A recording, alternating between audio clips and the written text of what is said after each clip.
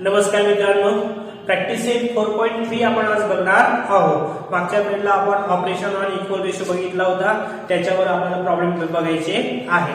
तर पहिला प्रॉब्लेम बघा काय आहे की a/b = 7/3 then find the value of the following 5a + 3b/5a - 3b. त्या प्रॅक्टिस सेट 4.3 मधलं पहिल्यामधलं तिसरं मी घेतलेलं आहे a³ - b³ ही कंडिशन तिने घेतलेली आहे. ओके, आता हे प्रॉब्लेम आपल्याला काय करायचं, सॉल्व्ह करायचं आहे. आता याच्यामध्ये तुम्हाला दिलं काय की a/b = 7/3 हे तुम्हाला दिलेलं आहे. तुम्हाला फाइंड आउट करायचं आहे 5a + 3b.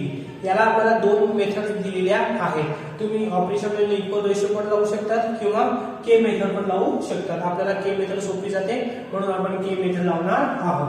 ओके, इथे बघा a/b = 7/3 आहे ना, याला आपण पहिले काय करू, अल्टरनेटिव्हची प्रॉपर्टी घेऊ. काय लावू, अल्टरनेटिव्हची प्रॉपर्टी. मग अल्टरनेटिव्ह म्हणजे काय, a/7 = b/3. याला काय लावली, बार अल्टरनेटिव्ह. बरोबर आहे. मग अल्टरनेटिव्ह लावलं की a/7 = b/3. याला आपण इक्वल्स टू के म्हणू. म्हणजे a/7 = b/3 = k.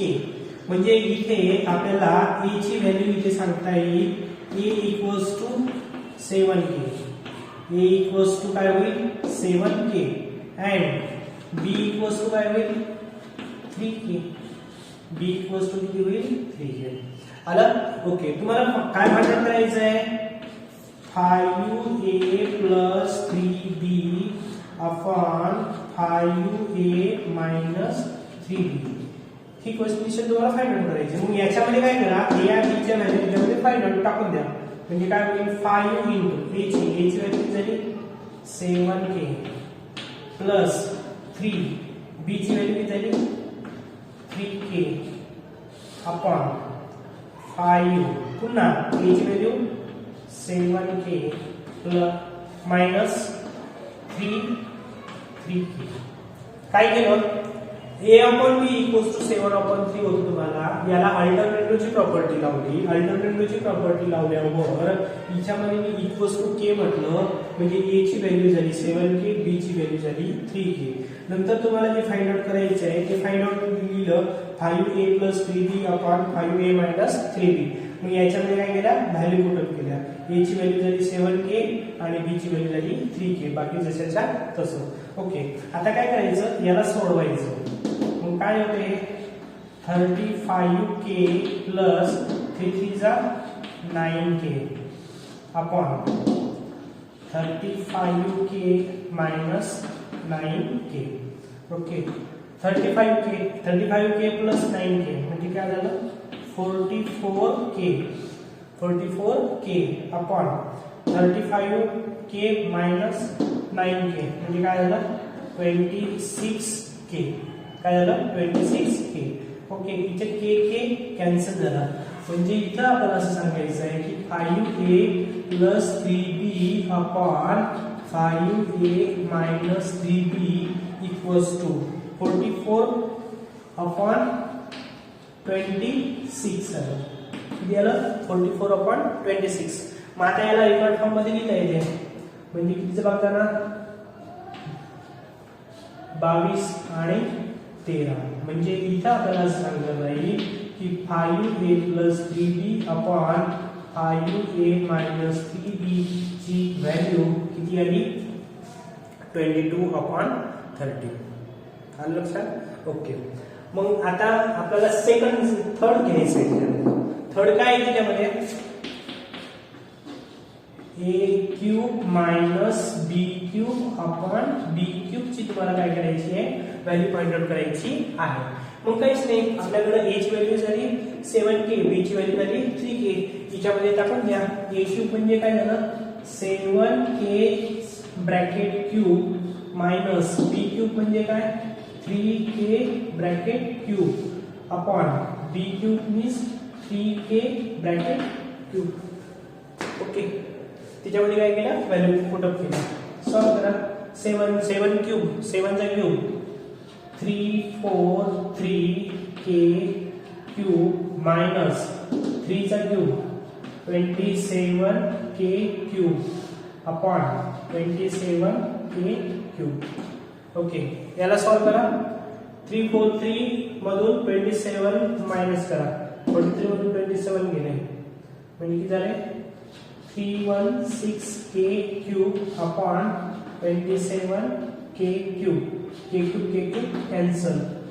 316 upon 27 is a value of a cube minus b cube upon b cube. आलं लक्षात?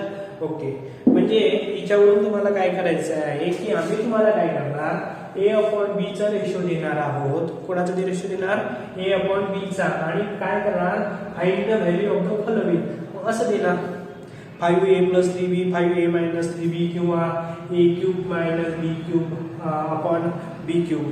पुढे चालून आम्ही तुम्हाला असं पण एक्झाम्पल देऊ शकतो की 2a plus 7b आणि 2a minus 7b. मग तुम्हाला काय करायचं a च्या आणि b च्या व्हॅल्यू याच्यामध्ये टाकायच्या आणि a च्या आणि b च्या व्हॅल्यू कोणत्या आहेत इथं a ची व्हॅल्यू झाली 7k आणि b ची व्हॅल्यू झाली 3k. ह्या व्हॅल्यू त्यामध्ये टाकायच्या आणि त्याला सोडवायचं म्हणजे तुम्हाला तुमचं आन्सर मिळून जाईल. आलं लक्षात? ओके, येऊन घ्यायचं आहे तुम्हाला. आता प्रॅक्टिस सेट 4.3 मधला सेकंड क्वेश्चन आपण बघणार आहोत. काय दिले तुम्हाला 15a² plus 4b² upon 15a² minus 4b² is equal to 47 upon 7. Then find a upon b and second 7a minus 3b upon 7a plus 3b. Okay, आता बघा पहिले आम्ही तुम्हाला काय केलं a upon b ची व्हॅल्यू दिली होती. काय दिलं होतं a upon b ची व्हॅल्यू काहीतरी दिली होती म्हणजे is equal to 5 upon 3 दिलं होतं आणि नंतर तुम्हाला काय करायचं सांगितलं होतं अशा व्हॅल्यू काढायला सांगितल्या होत्या. बरोबर आहे? ओके, आता आम्ही काय केलं त्याला उलट दिलं की तुम्हाला 15a² plus 4b² upon 15a² minus 4b² दिलेला आहे आणि तुम्हाला आता काय करायचं a upon b ची व्हॅल्यू त्यामध्ये फाइंड आउट करायची आहे. ओके, आता उलट बघायचं उलट करायचं आहे. ओके, काहीच नाही आहे त्याच्यामध्ये फक्त तुम्हाला काय करायचं दोन गोष्टी दिसल्या पाहिजे. याच्यामध्ये बघा 15a² plus 4b² 15a² minus 4b² आहे. ओके, म्हणजे याला कमी करायचं आहे आपल्याला. कमी करायचं आहे तर थोडंसं निग्लेक्ट घ्यायला पाहिजे. मग निग्लेक्ट करायचं असेल तर आपल्याकडे प्रॉपर्टी आहे कंपाऊंड डिव्हिडंडोची अल्टरनेटिव्हची नंतर इन्व्हर्टेंडोची. ह्या काही प्रॉपर्टी लागतात त्या प्रॉपर्टी आपल्याला बघायच्या आहेत. ओके, तर हिच्यामध्ये बघा तुम्हाला दिलं काय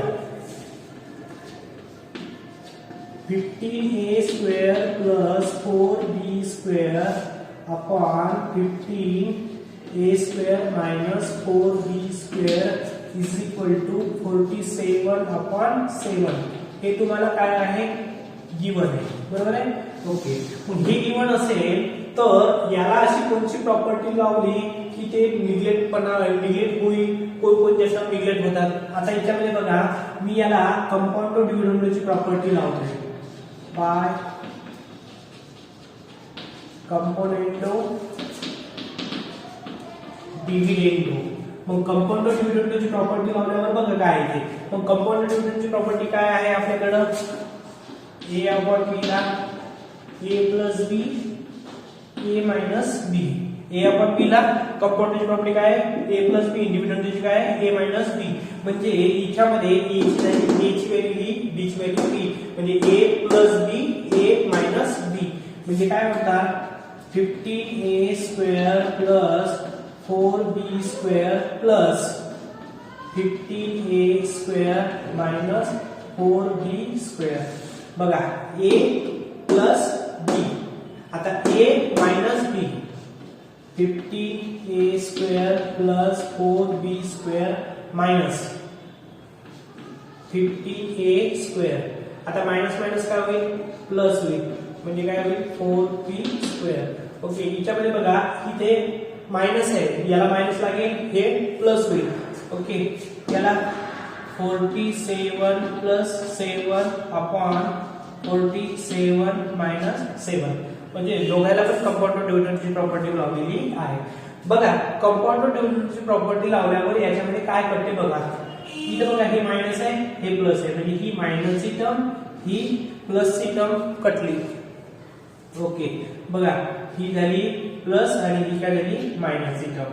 ओके, खालच्या याच्यामध्ये -15a² प्लस 15a² म्हणजे याच्यामध्ये दोन टर्म कटल्या.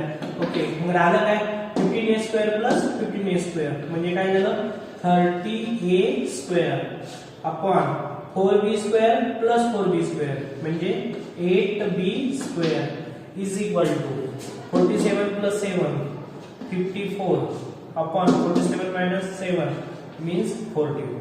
आलीपर्यंत बघा याच्यामध्ये एवढं प्रॉब्लेम होतं ते एवढं झालेलं आहे.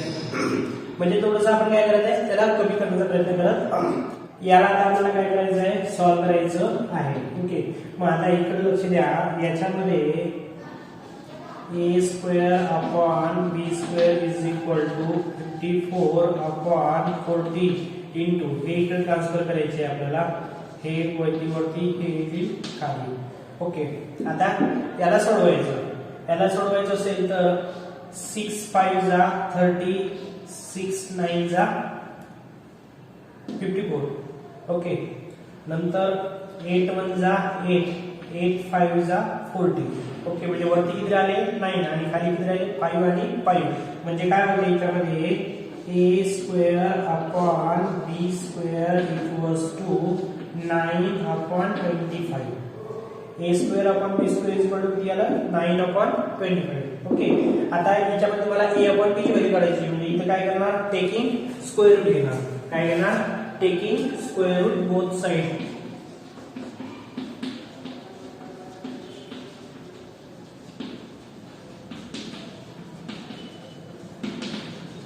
म्हणजे काय होईल ते a upon b equals to 9 चं स्क्वेअर रूट किती होईल 3 आणि 25 ची किती होईल 5. म्हणजे a अपॉन b ची व्हॅल्यू किती आली याच्यामध्ये 3 अपॉन 5. a अपॉन b ची व्हॅल्यू किती आली 3 अपॉन 5. मग आता a अपॉन b ची व्हॅल्यू 3 अपॉन 5 आली की तुम्हाला हे सोडवता येते. आलं की नाही. ओके, मग आता कसं सोडवणार याला काय पुन्हा अल्टरनेटिव्हची प्रॉपर्टी लावणार. कोणाला याला. म्हणजे काय होणार ते a upon b equals to b upon i. काय लावलं याला बाय अल्टरनेटिव्ह. मग अल्टरनेटिव्ह लावलं की याला काय करायचं k लावायचं. a upon 3 equals to b upon 5 equals to k. म्हणजे इथं a ची व्हॅल्यू किती झाली 3k. a ची व्हॅल्यू किती झाली 3k आणि b ची व्हॅल्यू किती झाली 5k. a ची व्हॅल्यू झाली 3k, b ची व्हॅल्यू झाली 5k आणि ह्या व्हॅल्यू काय करायच्या याच्यामध्ये टाकायच्या. ओके, काय येणार ते 7a plus 7a minus 3b upon 7a plus 3b is equal to 7a ची व्हॅल्यू झाली 3k मायनस 3 b ची व्हॅल्यू झाली 5k means 7 3k plus 3 5k.